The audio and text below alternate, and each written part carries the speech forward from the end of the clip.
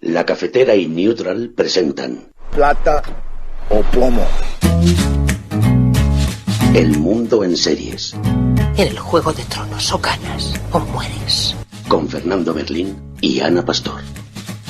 ¿Sabes dónde estás? Es una radio pirata. De la zona neutral. Nos recuerda un poco por qué luchamos. La noche es oscura y alberga horrores. La noche es oscura y alberga horrores. Nada cambia de golpe. Si estuvieras en una bañera que se calienta poco a poco, morirías hervida sin darte cuenta. Estamos juntos. Somos un trío. ¿Nosotros vivimos románticamente juntos? Hola, habla con Walter White. Usted dijo que estaba casi muerto, ¿vale? Dijo que moriría en cualquier momento. Éramos capaces de ser y hacer todas esas cosas porque estábamos informados por grandes hombres reverenciados.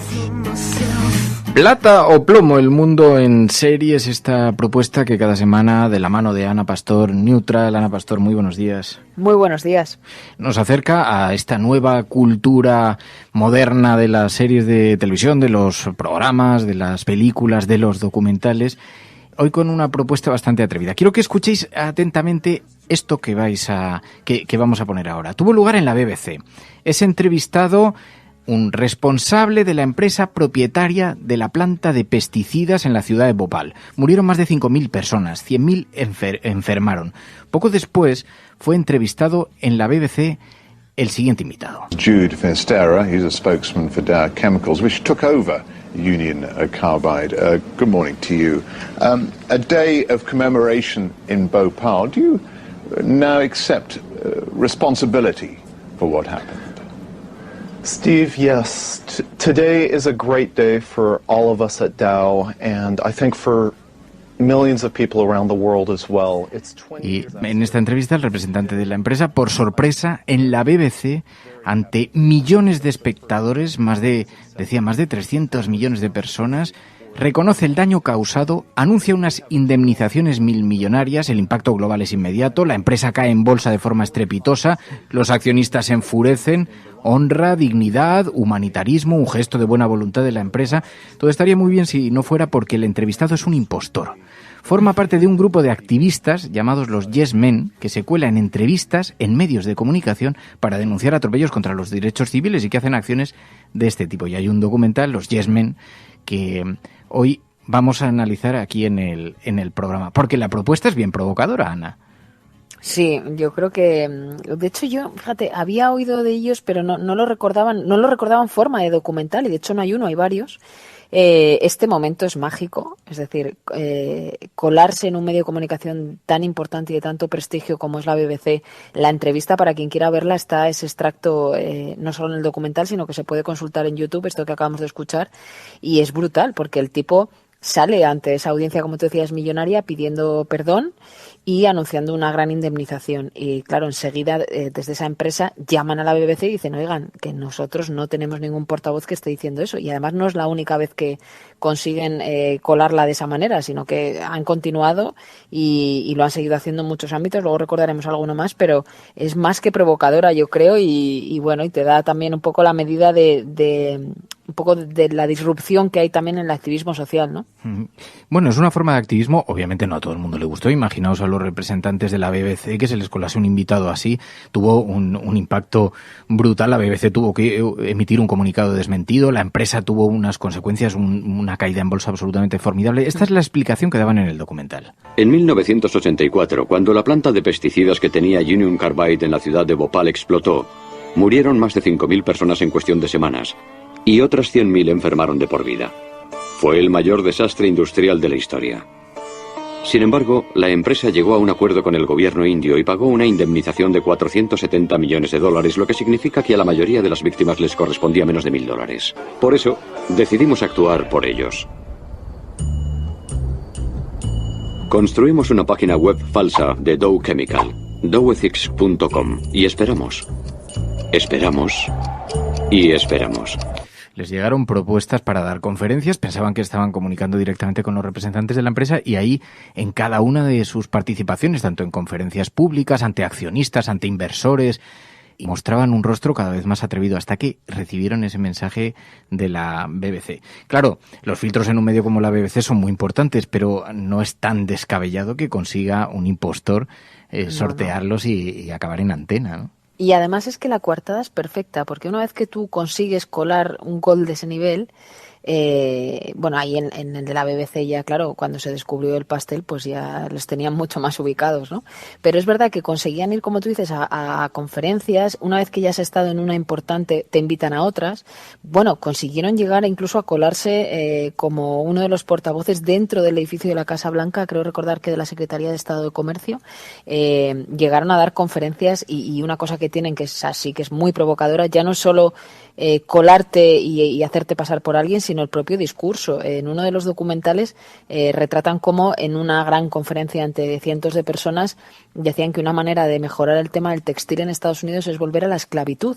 Y entonces la reacción de la gente es otra de las cosas muy a estudiar, ¿no? Hay gente que le parece normal la propuesta y decían cosas bizarras o cosas muy graves como estas. Sí, y se iba acercando incluso después algunos inversores decían, me ha parecido refrescante sus propuestas. Y ellos lo ruedan con cámara oculta buscando la reacción. Claro, ¿qué es lo que ocurrió? Montaron esta página web donde decían ser representantes de la empresa propietaria de la planta de Bhopal y... Resultó que nuestra página de Dow era una auténtica caja de sorpresas. Esta vez no se trataba de una simple conferencia. Habíamos dado en el blanco. La BBC, seguramente el canal de televisión más respetado del mundo, estaba preparando un especial sobre Bhopal.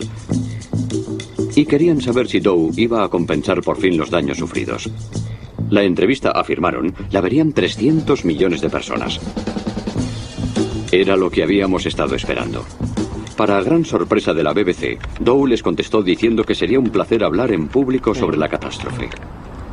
En cuanto a nosotros, 300 millones de personas era un público 1 millón de veces mayor que cualquier otro público que habíamos tenido hasta entonces. Teníamos miedo, así que le preguntamos a la BBC si era posible que en lugar de acudir a sus estudios de Londres, podíamos reunirnos en territorio neutral, en el país donde surgió la revolución.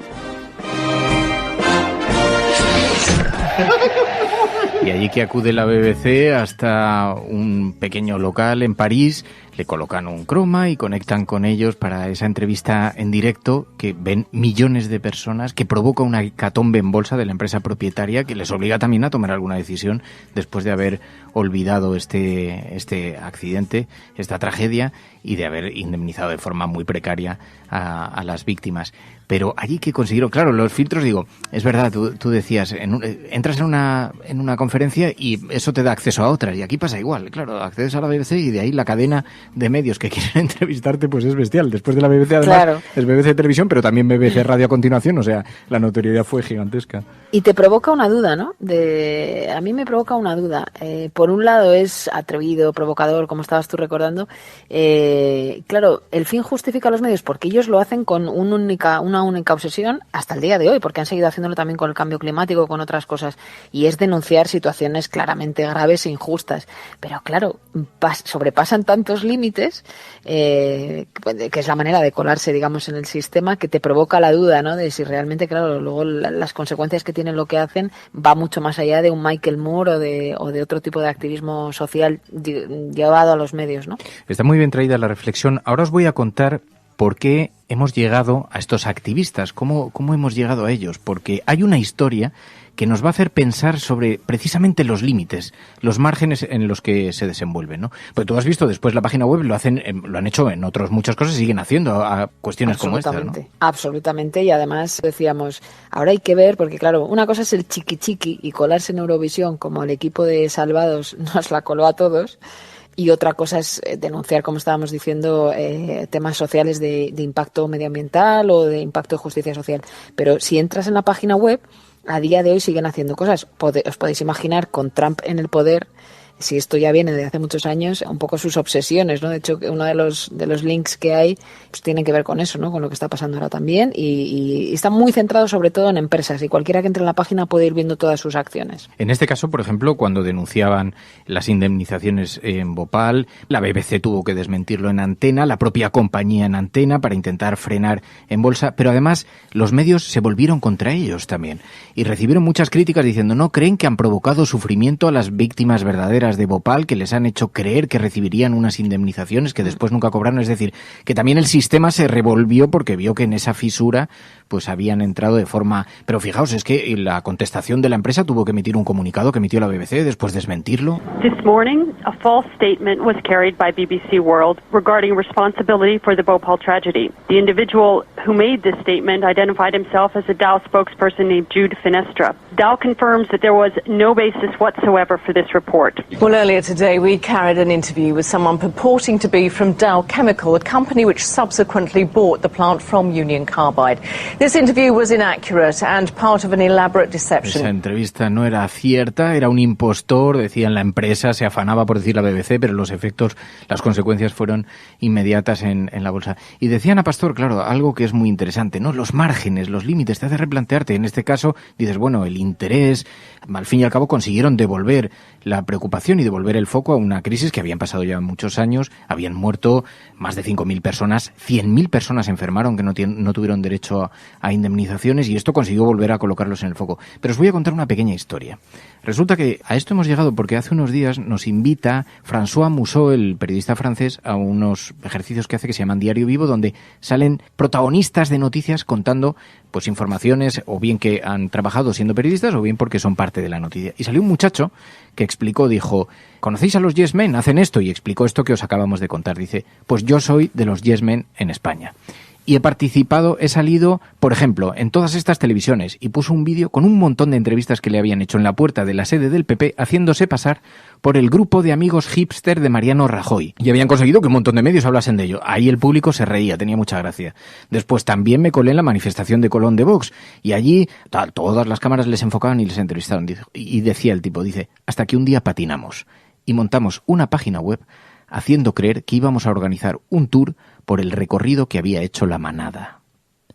Claro, el silencio del público, porque ya había tocado un territorio, salió en todas las televisiones, lo van a recordar, todos los oyentes lo estarán recordando en este momento, salió en todas partes denunciando esta situación, pero claro, no era verdad.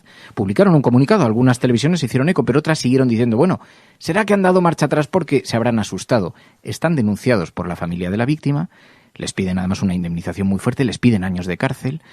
Y ellos decían que pretendían denunciar la invasión de los medios de comunicación en esto. Pero claro, ahí el territorio ya era bastante espinoso. Ya la gente dejó de reírse con toda esta propuesta y entramos en el territorio de la complejidad, ¿no? Sí, es que es un mundo de matices, como tú dices, muy complejo, ¿no? Fíjate que hasta que has llegado al final de la historia, bueno, pero claro, yo recuerdo lo de la manada, recuerdo la polémica que se generó, recuerdo que además como ha pillado en unos meses en los que se estaba cuestionando, incluso uno de los propios jueces cuestionaba a la víctima. Fue muy desconcertante de repente que apareciera esa página web. Claro, lo que nadie se imaginaba hasta que después se descubrió es que era un fake. Y hoy en día, que hay que tener tanto cuidado, y especialmente con esos temas, pues te provoca la duda de lo que decíamos, ¿no? Hasta dónde la provocación o la denuncia o algo puede hacer que mucha gente se confunda, ¿no? Y la familia de la víctima sigue persiguiendo. Claro, no es de lo que estamos hablando hoy, porque estamos hablando de los Yes Men, que es el grupo original, que es anglosajón, que está participando en un montón de medios de comunicación del mundo y haciendo estas acciones de denuncia pública a través de los medios de comunicación, con estas imposturas, y generalmente además con un discurso muy bien afilado, muy bien encajado. Pero bueno, es increíble. Una cosa que me ha gustado mucho del documental, que es que les ves antes. O sea, la preparación de las entrevistas, pues tipo esta que hemos escuchado antes, claro, es meterte en un lío muy gordo. O sea, hay que estar o muy zumbado o muy convencido, no sé muy bien cómo decirlo. Pero les ves a ellos de ¿qué tal? ¿Estás nervioso? Dar a uno de los eventos estos que van cientos de personas y el tipo tiene que dar ahí un speech diciendo barbaridades. Y claro, para eso también hay que valer, ¿eh? O sea, que es interesante porque ves como la intrahistoria previa a cuando ya el resto del mundo les ve, ¿no? Los Yes Men, bueno, es un documental, está en las redes sociales, se puede ver gratuitamente porque es de libre distribución, se emitió por televisión también y se puede ver en numerosas plataformas, pero es interesante para ver esta perspectiva, ¿no? Y entender que todo tiene una complejidad, pero bueno, da para el análisis. Así que esta es la propuesta para esta semana, Pastor. Oye, tenemos que hacer lo del Joker. Sí, a ver si me da un poco la vida para verla, que todavía... Esta semana has estado en Nueva York, te hemos visto por las redes sociales, vas viniendo, viajando todo el día. 2 días hemos estado ahí grabando la nueva temporada de Donde estabas entonces, que es la década de los 2000, y como sabéis, el mundo cambió precisamente en 2001 después de los atentados, por todas las decisiones que se tomaron también, ¿no? Y sí, efectivamente, no me da la vida. He visto, pero ya hemos hecho una recomendación, pero he visto en el avión Rocketman, que es la película basada en la vida de Elton John. Últimamente estoy muy musical. El otro día hablamos de Lady Gaga. He visto esa, que yo también la recomiendo. Pero sí, tenemos pendiente el Joker. Pues veremos también, mira, Rocketman, que también es... ¿Te ha gustado? ¿Está bien? ¿Merece la pena? Me ha gustado. Sí, me ha recordado un poco a Bohemian Rhapsody. De hecho, Rocketman está producida por el propio Elton John. Y bueno, también te habla de una estrella que tuvo una infancia no precisamente fácil por la falta de afecto familiar y por su propia opción sexual que no se entendía al principio y demás. Pero me ha gustado mucho, sí. Pues lo comentaremos. Ana Pastor, gracias. Gracias. Plata o plomo. El mundo en series. En el Juego de Tronos o ganas o mueres. Con Fernando Merlín y Ana Pastor. ¿Sabes dónde estás? Es una radio pirata. De la zona neutral. Nos recuerda un poco por qué luchamos. La noche es oscura y alberga horrores. La noche es oscura y alberga horrores. Nada cambia de golpe. Si estuvieras en una bañera que se calienta poco a poco, morirías hervida sin darte cuenta. Estamos juntos.